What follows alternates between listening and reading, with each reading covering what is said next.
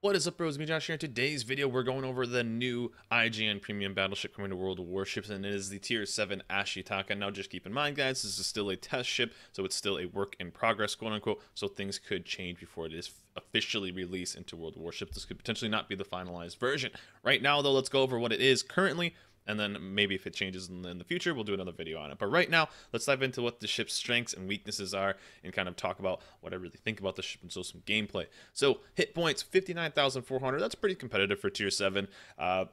Tier 7 BBs it's getting very, very competitive. There's a lot of premium battleships for this year. We got 1, 2, 3, now a potential 4th Tier 7 premium battleship. Tier 7 is getting completely filled with battleships. It's a very competitive battleship tier.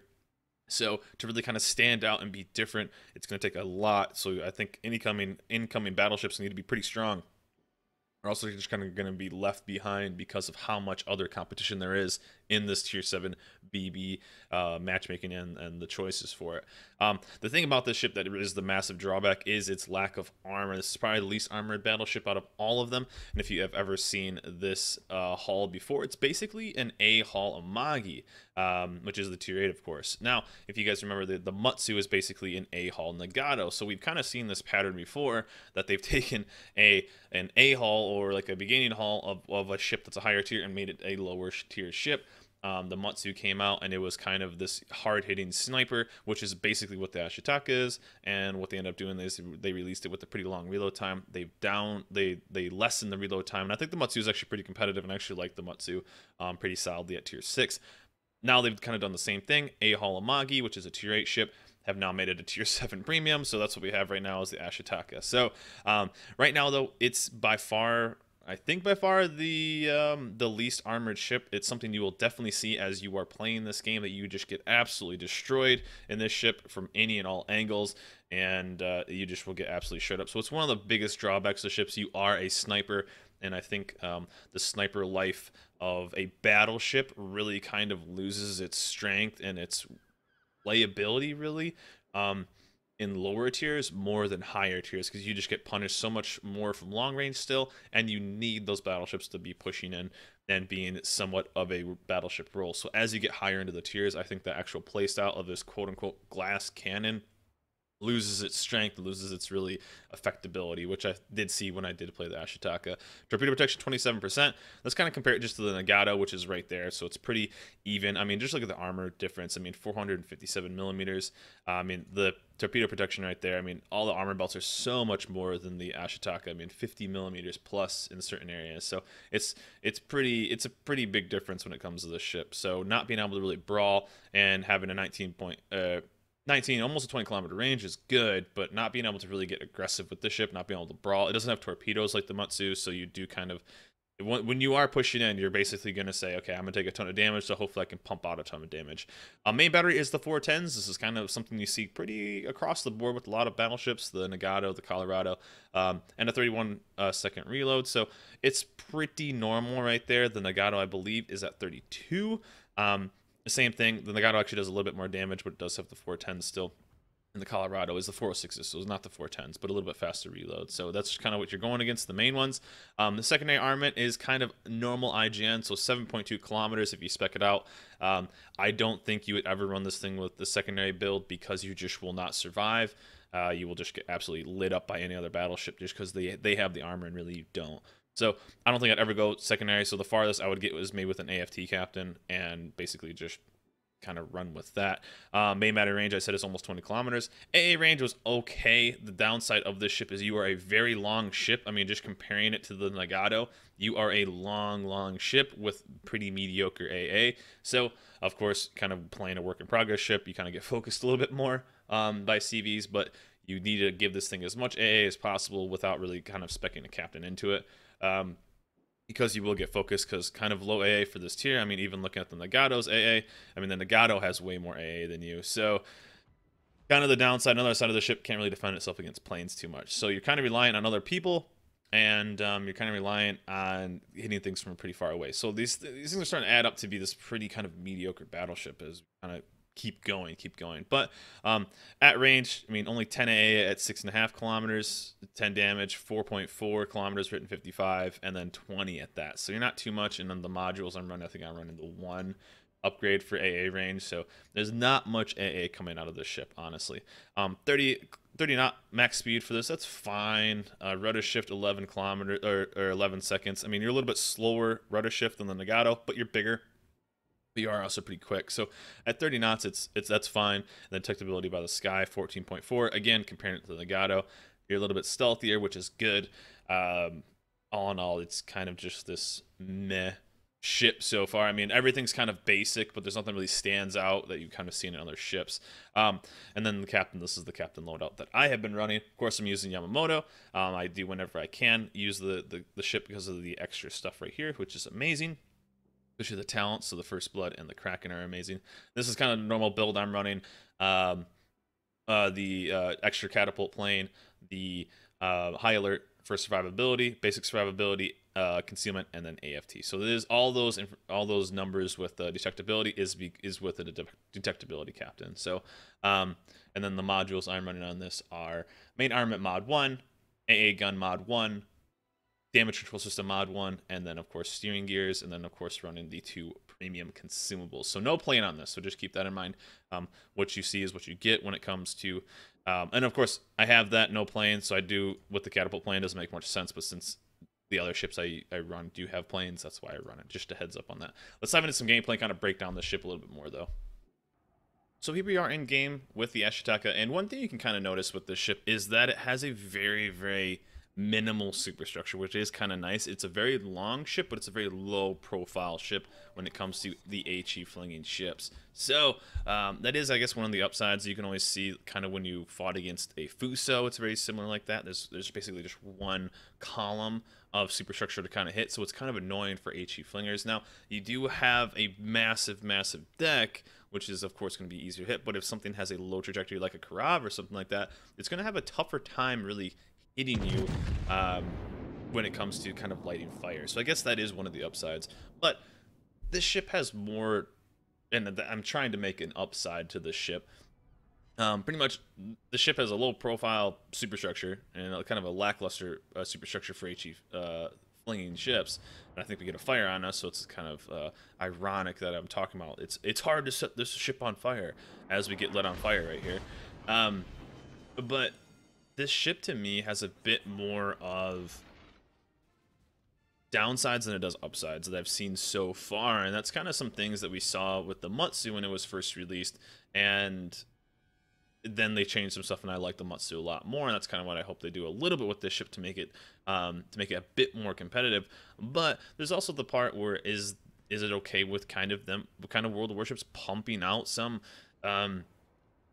ships like this? You know, is it okay to kind of have a ship like this as a premium ship, to just have it tier 7? You know, IJN doesn't have a premium tier 7 ship like some other nations do. So is that all right to kind of roll with this? And as I started playing this ship, I mean, going against a Kaiser on the side of Karav, some lower tier stuff, so not too crazy. But you'll kind of start to see, and of course I was kind of testing out the armor a little bit right here, so I'll be a little bit more broadside than I kind of normally am. This is one of the first few games that I really played with this ship. And if you've ever played IJN Battleships, you do kind of get the bipolar dispersion, where you will kind of get the insanely accurate, especially if you ever played in the Nagato. As you can see, I'm kind of giving a bit more broadside than I normally would right here, because I want to see what these lower tier battleships can do. But what this ship brings to the table, honestly, right now is just a kind of mediocre ship, and of course there's a nice almost 15,000 from the Kaiser. You get this ship, it's a premium, so you're gonna be making the credits. You can throw a captain on there for training, and those are kind of the upsides. And of course, follow the last salvo, and then with that salvo, of course we destroy them, so it's still a battleship. But for me, when I was playing this, it's very much I kind of wished I was in other stuff for what I was doing. I wish I was in a Nagato. I felt like it would have done better. I wish I was in a Colorado. It would have done better. You know, there's all these extra things that, like, I don't know. I was waiting for this ship to wow me, when it came to this, and it just really didn't. It's not like I could push in and go against these guys. If I was a Gneiss now, I would have pushed all 4 of those ships. If I was a Scharnhorst, I probably could have pushed all 4 of those ships. You know, if I was in a Nagato, I feel like I could have been able to tank a bit more angled and kind of work those guys down. Same with the Colorado. But with this ship, I felt like, man, I'm taking a lot of damage from these ships already. And imagine if I was going against tier 7s, something like that, that can actually hit harder and are more accurate and are more consistent and have a faster reload. That would have been a problem. That's what I've kind of seen. Every time I've played with this ship, it's just been so, okay, that was the ship. It never blew me away. I think I played this. I played a few games with it so far, and it's just I haven't had that wow moment with this ship that I've had with so many other premiums. I've even had with the Matsu. I had some crazy games with the Matsu of just absolutely just destroying people. I think we got a little robbed right there in that salvo too. The Matsu was just so amazing, and I just feel like this kind of pattern of this glass cannon of a battleship, as you get higher into tiers, ships need to start playing their role a little bit more. As a lower tier ship, you can kind of go out there and have some fun, and the roles of certain ships aren't quite needed to play, you know, because you can kind of go do damage and you'll basically win. A DD doesn't really need to play like a DD. A battleship doesn't really need to play like a pushing up battleship. You can do a ton of damage and stuff like that. But as you get higher in matchmaking and in ships, certain ships need to do certain things, or else your team will just be at a massive disadvantage. And with this, you really can't push it all, else you will just get smashed.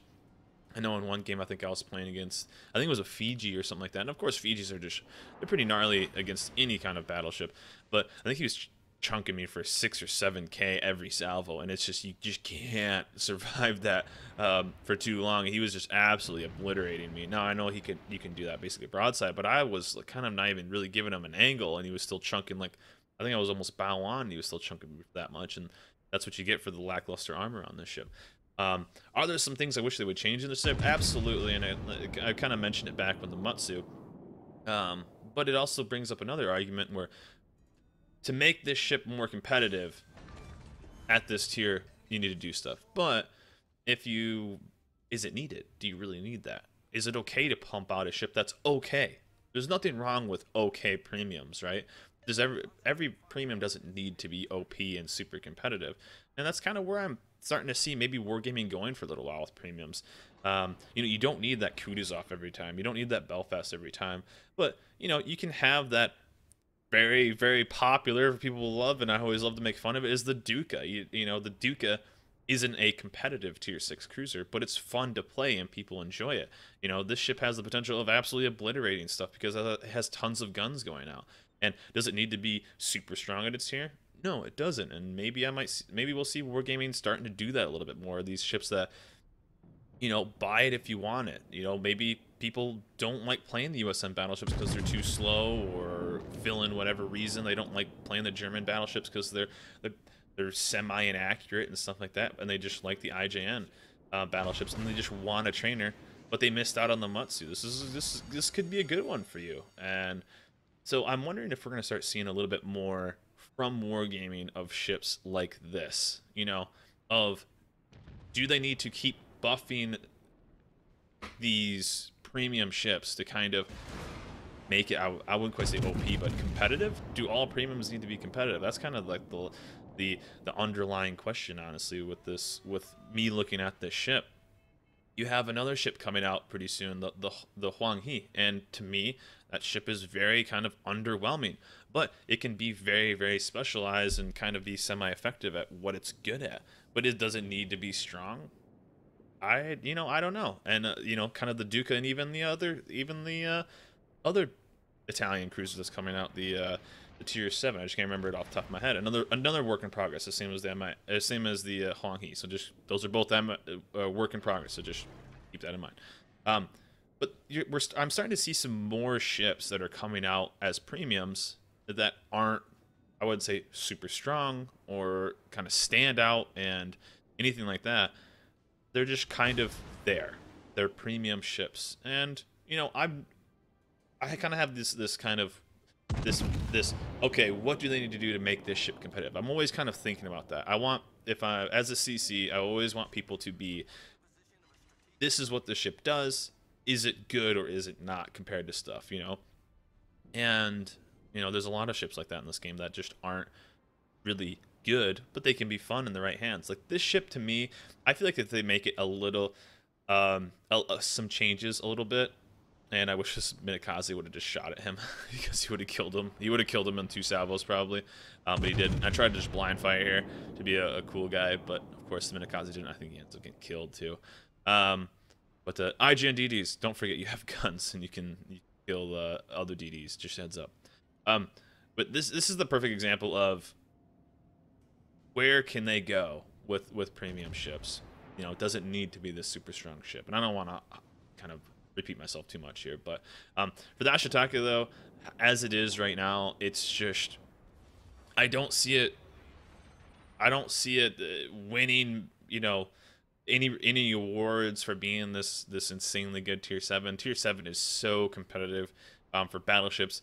I mean, the Colorado itself is good, the Nagato itself is good. I think I would even enjoy the Nagato over the Ashitaka a little bit as an overall ship. The Nagato has better AA, better armor. Its guns are basically almost the same thing, and really, it's just it can tank better. It has better, you know, it has the ability to push and be a brawler more than anything.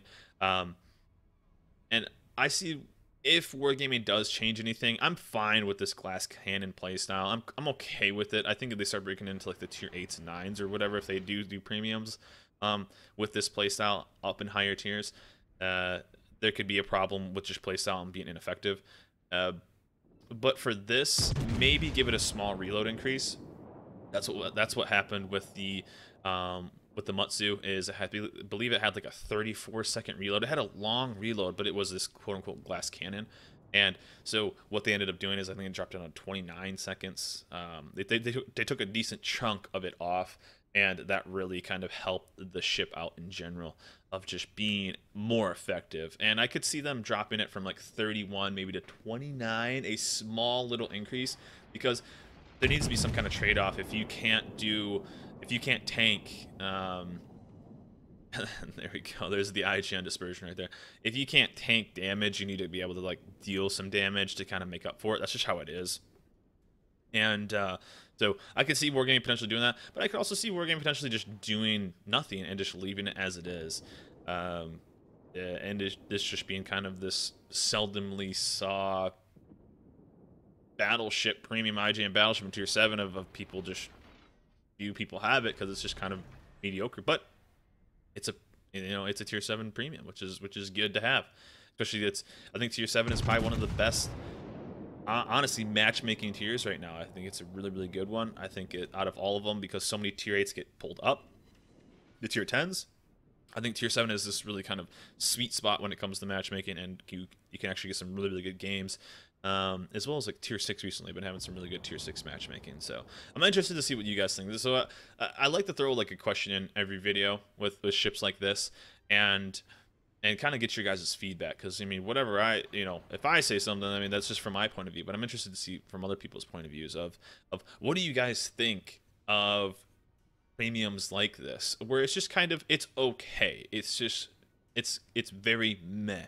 The thing is though, there are other IGN. It's different when it's a different nation. When it's a nation that's been around for a long time, like the IGN that has a lot of premium trainers and stuff like that. It's a little bit harder, in my opinion, to kind of put out these okay premiums, since there is so much other competition. Like you have the Itago, and you have even the Matsu, I think does better at 6 than this does at 7.